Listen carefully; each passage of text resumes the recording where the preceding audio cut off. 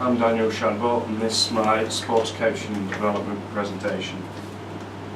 The first different coaching style that I'd like to look at is autocratic. That's also known as authoritarian. That's when a coach decides on what to do and how it will be done with little or no input from the participants.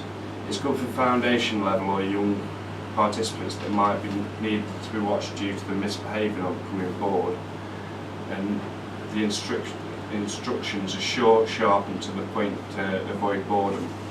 There's little or no input from the group members. Leaders make the decisions and group leaders dedicate all the work methods and processes. Group members are rarely trusted with decisions or important tasks. The quote I found was autocratic leaders can be beneficial in some instances, such as where the decisions need to be made quickly without consulting a large group of people. Some projects require strong leadership in order to get things accomplished quickly and efficiently. The second coaching style I'd like to look at is democratic. That's also known as participative. Is when a participant takes more of a forward role in decision making. Democratic coaches guide the participants on skills and key coaching points, but also ask questions and involve the group. This is good for groups that already have some knowledge of the sport and have an interest. This can make them feel more important and confident throughout the session. Group members are encouraged to share ideas and opinions even though the leader retains the final say of the decision. Members of the group feel engaged in the process. Creativity is encouraged and rewarded. Democratic leaders can lead to better ideas and more creativity, solutions and problems. Group members also feel more involved and committed during a session, making it feel more likely to care about the end result. The third coaching style was delegative.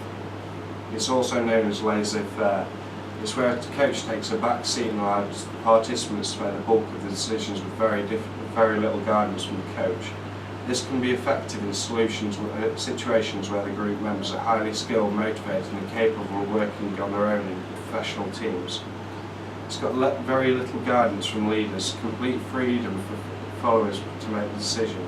The leaders can provide the tools and resources needed. The group members are expected to solve problems on their own. The quote I found for this is, "It's not ideal in all situations where group members lack knowledge or experience. They need to complete tasks and make decisions." It also doesn't define the coaching roles very well, as it's very hard to make coaching the session, and it makes it more of a leadership session. Responsibilities are found for a good coach. They need to provide equal opportunities, and everyone should get the same opportunities no matter the race, gender or age. It shouldn't make a difference to the coaching. The knowledge of the coaching environment. They need qualifications to gain experience and have the adequate planning, and they need to provide progression during the sessions. The legal obligations. They need to be CRB checked for child protection and can't cause any negligence to any children under their coaching sessions. They again need coaching qualifications, and they need to stick between the common law. Professional conduct. They need to stick between the code of conduct and stay within the government guidelines, as they are a guardian for that space of time that have been put in. They also are responsible for those children that have been put under their command. Health and safety. They need to provide a risk assessment and check the equipment before every session. They should be first aid trained and provide a correct warm-up and cool-down. The skills that I think that you need to be a good coach is they need to be a good communicator to actually get the information across to the participants and allow them to understand it. They need to be open-minded because they need to be able to understand all different people's needs.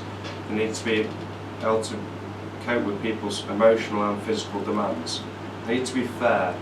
This is because if there might be a conflict within the group, and they need to handle it fairly and not have any favourites.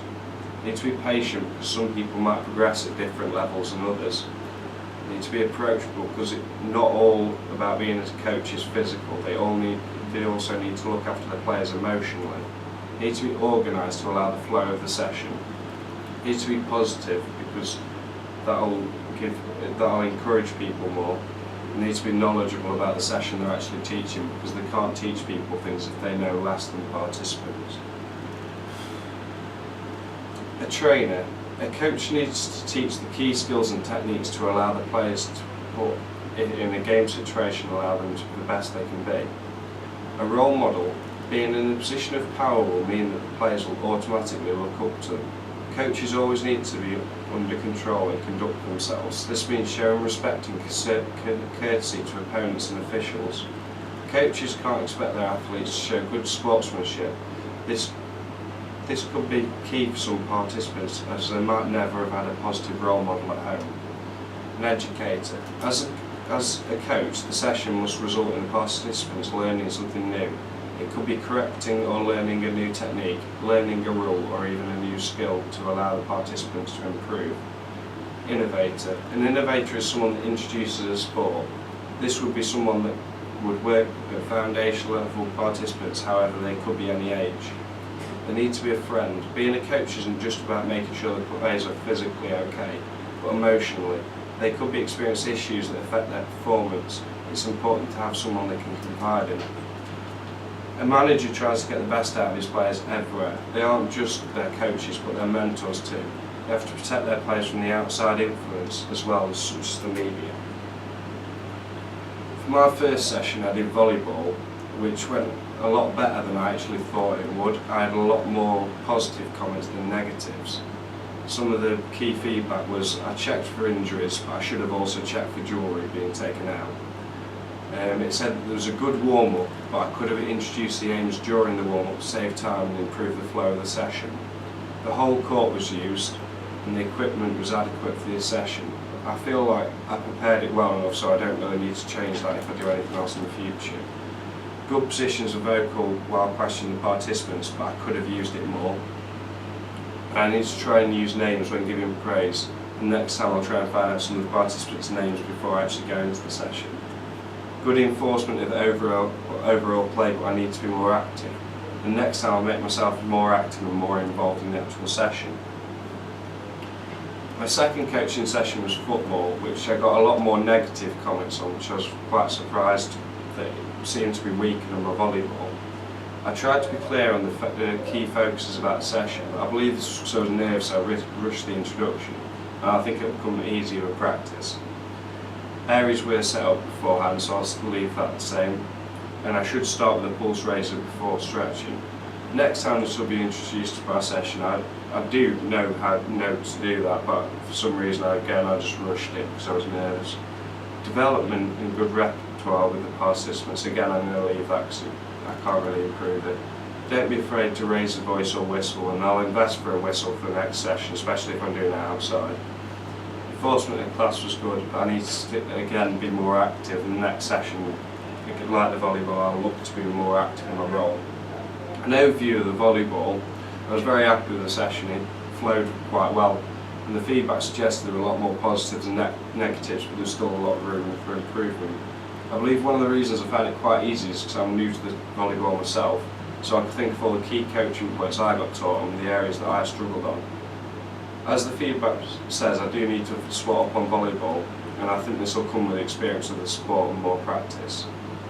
In the football, overall I was actually quite surprised with this session because it seemed a lot weaker than volleyball, and football's my main sport, so I thought I'd be a lot more confident with it. However, it had the opposite effect. I think it was due to the fact that I've been playing the sport all my life, so I presumed others knew the basic skills and I didn't go over them in as much detail as volleyball. Also, I think because I had a group that I didn't know, it was making me nervous, and I did rush certain areas of my session that I planned. That's it.